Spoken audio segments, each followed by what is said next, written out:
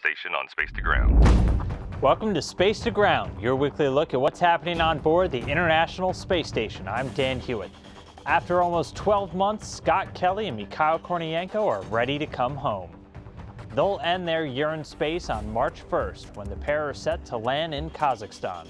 We caught up with Scott, who was pretty excited about his second ride home in a Soyuz. It definitely gets your attention. It's so much fun for me that I had said, after my last flight that if I would have, hated being in space for 6 months, I would have done it all over again just for that last 20 minutes in the Soyuz. It's that type of an experience. To see our live coverage times, head over to nasa.gov/NTV. And the science won't stop just because Kelly and Kornienko are back on Earth.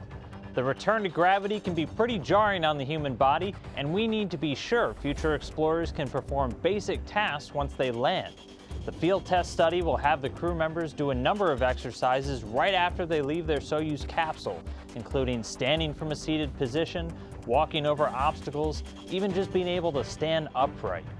What we learn will determine what we can expect future crews to be able to do immediately after landing at sea or on a distant planet like Mars.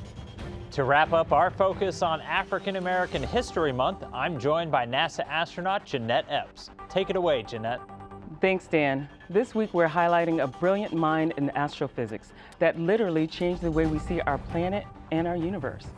George Crothers developed a new method of taking photographs in the ultraviolet spectrum. He was the principal inventor of an ultraviolet telescope that flew to the moon on Apollo 16, the first in a range of devices that would go on to give unique insight into stars, comets, galaxies, even the effects of pollution in our atmosphere. Today, the space station continues to advance the field of astrophysics with payloads like the Alpha Magnetic Spectrometer and Calais, measuring cosmic rays and searching for evidence of dark matter. Thanks, Jeanette. Keep sending us your questions using the hashtag #SpaceToGround. We'll see you next week.